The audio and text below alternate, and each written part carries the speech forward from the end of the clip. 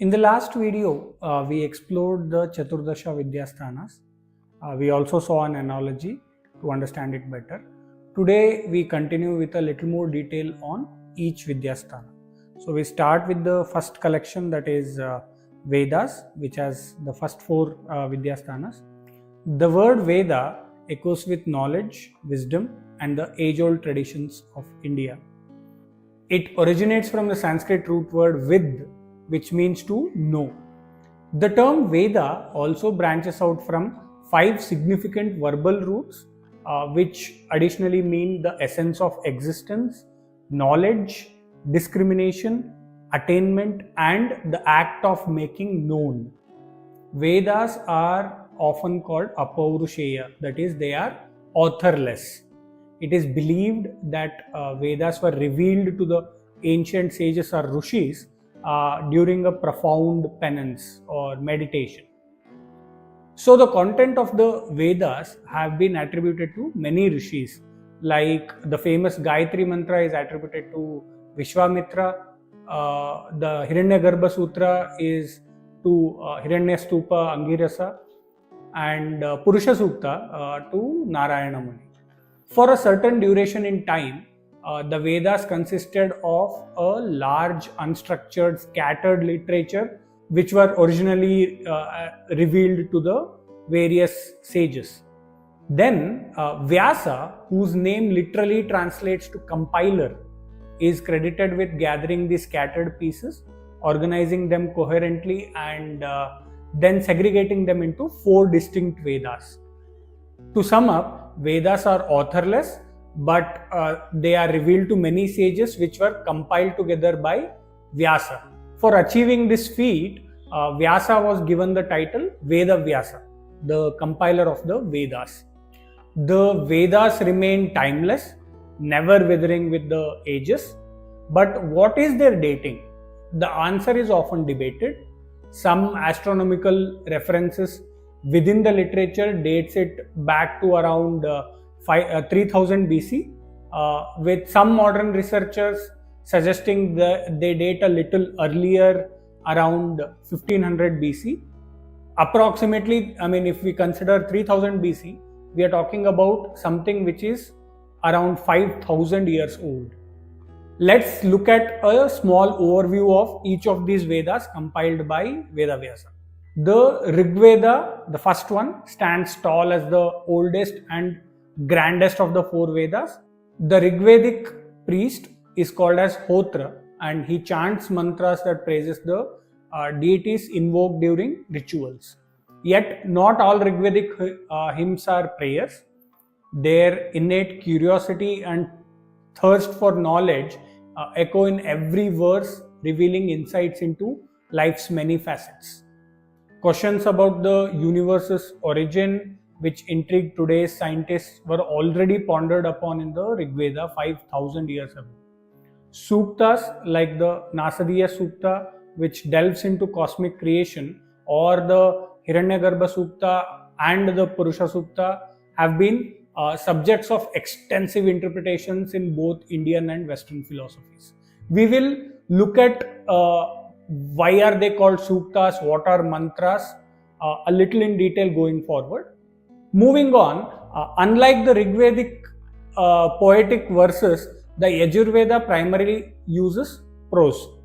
Though some of its verses borrowed from the Ṛgveda maintain a metrical form, they are usually in the prose format. Their mantras are known as yajas. The yajas are the tools of the Atharvaveda priest responsible for conducting sacrifices. From selecting the perfect spot for the yajna altar to offering oblations with the right mantras, Yajurveda serves as the guidebook for Atharvaveda. But the Yajurveda isn't solely about rituals. It's a treasure trove of knowledge discussing human anatomy, constellations in the sky, seasons, numbers, geometry, and even yogic insights. Because Atharvaveda was given guidelines based on the size of his feet to dig a pit for the altar and to know certain constellations, to conduct certain rituals. And sometimes to understand when a particular ritual is to be performed, seasons were to be known. So Yajurveda made sure it talked about everything that is required for the Advaryu priest to conduct the ritual in the right manner. The Yajurveda branches into two, Krishna Yajurveda and Shukla Yajurveda. Krishna literally means black and Shukla is white in Sanskrit. The Krishna Yajurveda is believed to be the older one. There's a small story that had led to these two branches. Until sage Yajnavalkya's time, there was just one Yajurveda. After a fallout with his guru, Vaishampayana, who was the original authentic expert of Yajurveda rituals, Yajnavalkya sought a newer version. This new version became Shukla Yajurveda, leaving the original as the Krishna Yajurveda as was taught by Vaishampayana. We now enter the realm of the Sāmaveda, where the power of song meets the resonance of ancient mantras. The term Sāmaveda springs from the Sanskrit root Sāma, which means to please or to calm. The mantras in the Sāmaveda are also called as Sāma, and they are essentially Ṛgvedic mantra but set to melodies. The priests who sing Sāma are called Udgatri. In rituals, the Sāmaveda serves a special purpose. The mantras are sung to please the deities after making offerings. The Sāmaveda is split into two sections, Purvachika and Uttarachika, together holding around 1549 mantras. Most of these mantras come directly from the Ṛgveda. More than 150 sages have contributed to the Sāmaveda. What sets it apart from the other Vedas is its deep connection to the music. The mantras of the Sāmaveda align with musical scales, much like the 7 scales in our classical music. In fact, one could say the roots of Indian classical music are embedded in the Sāmaveda. Venturing into the domain of the Atharvaveda, we uncover a Veda rich in depth and diverse in its essence. The term Atharvan is multifaceted. It signifies wellness, the visions of the sage Atharvan, and embodies truth and steadiness. Many believe the Atharvaveda came after the original trio of Vedas, that is Ṛgveda, Yajurveda and Sāmaveda. They were initially known as Trividya. Tri is 3. Atharvaveda came at the end. The priest of the Atharvaveda is called as Brahman. He is like the overseer, ensuring everything runs smoothly. Before any ritual move, his nod is sought.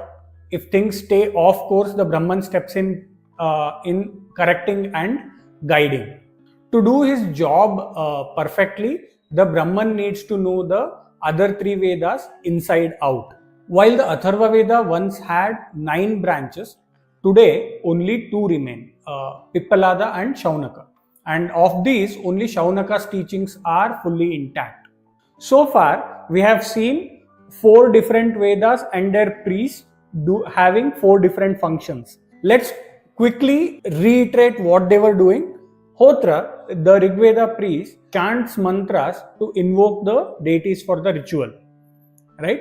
And the Yajurveda priest, who is Advaryu, is following all the procedural aspect that is defined for the ritual, right from setting up the altar to doing all the sacrifices and offerings to the deity. The Sāmaveda priest is busy pleasing the invited deity with his musical Sāma, right? So the final Atharvaveda priest is Brahman, who is overseeing all of these processes happening in a ritual. And if there is something going not according to the plans, he is the one who will step in and put the corrective measures in place. Doesn't it look like a corporate setup where there is a manager who is overseeing different processes and the manager is expected to be aware of all the functionalities but not perform them but oversee them and step in whenever there is a crisis, right? So there is a complete management lesson out of a ritual and the 4 Vedas and the duties of 4 priests. We will continue with a little more detail on how each Veda is layered and what do they talk about, and end with some lessons from the Vedas in the next video. Stay tuned. Subscribe to the channel if you haven't done yet. The source for the content in today's video is in the description.